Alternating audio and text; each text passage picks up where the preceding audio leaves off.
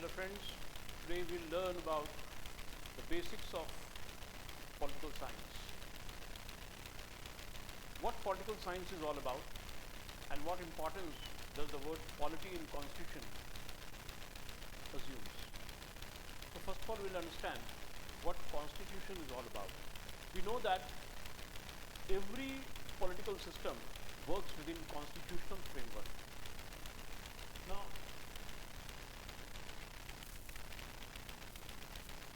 every political system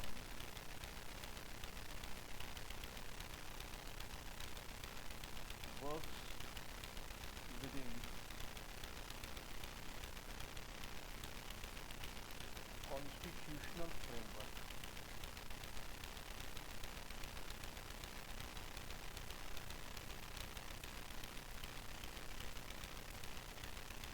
And so does India's political system.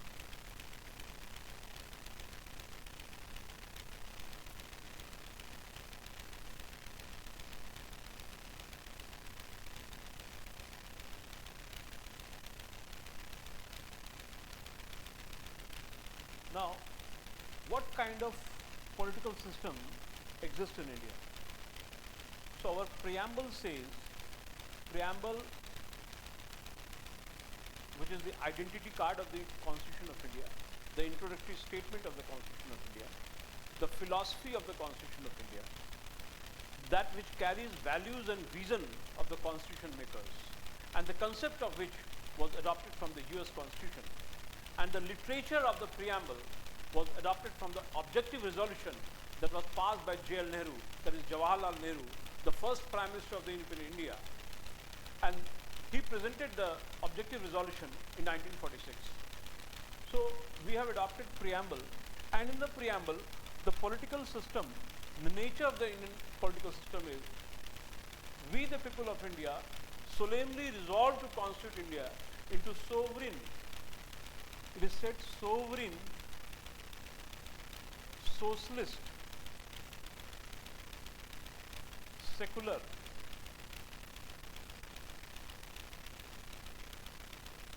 democratic republic. This is the nature of the state. And this nature of the state that defines India's political system. But India's political system that has been taken from Britain, that the parliamentary form of government. India's political system has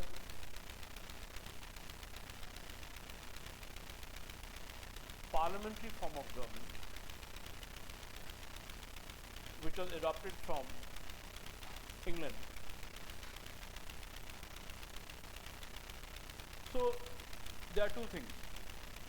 First, the nature of the state, and second, the kind of system, the kind of government. So we have to understand what does sovereign means here. Sovereign stands for absence of any external control. If I say the Indian Parliament is competent to legislate on any matter, that means what? That means Indian Parliament is sovereign to legislate on any subject that concerns in the union list, that concerns with the subject present in the union list. We all know that there are three kinds of lists: union list, state list, and concurrent list, which are embedded in the 7th schedule of the Constitution. So sovereign, first, what this sovereign means? Sovereign means absence of any external control, which is all powerful within itself, and other power has got no interference in the working. So India's political system has got no interference from any outside. So we can say that India's political system is sovereign, Indian Parliament is sovereign. Now, socialist, this word was added into the preamble as a consequence of the 42nd Amendment Act 1976. It means removal of inequalities. And state has the power to intervene and to decide upon the pattern of consumption, the pattern of distribution, the production. These all things will be decided by the state. And inequalities will be removed thereafter. So socialist, and thereafter it is secular. Secular means the Indian state has got officially no religion of its own. It gives patronage to all religion of the world. In Hindi we call it Dharm Nirpeksh. Then we call it democratic. Demo and kratic. There are two words. Demo means people, kratic means rule. So rule by the people. Rule of the people, rule for the people, of the people, by the people, for the people. This was the definition given by Abraham Lincoln, the 16th president of the US. So we have got what we have system called democratic.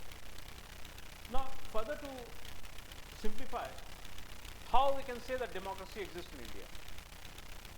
We elect our PM, we elect our CM directly, or whenever there is a people's representative in the form of MLAs or MPs, they directly vote in the electoral college of the president and vice president. So there we can say the democracy exists, but indirect democracy.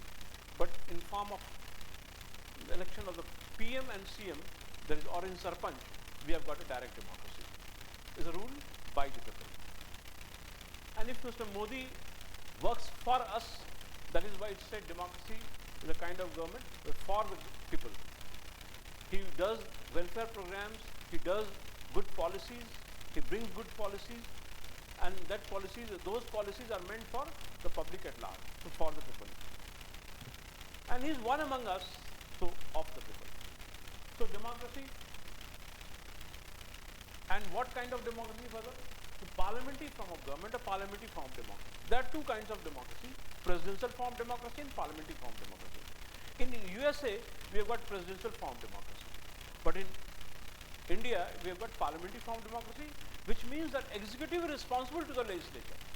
Whatever Mr. Modi or the Council of Ministers does work, they are answerable to the parliament for all their acts of commissions and omissions. Then we have got republic. In Hindi, we call it Ganraj. So republic means what? Republic is a state whose head is always elected and never hereditary. It's called republic. India turned republic on 26th January 1950, when our Constitution of India was implemented. So I started my speech with every political system works within constitutional framework, and so does India's political system.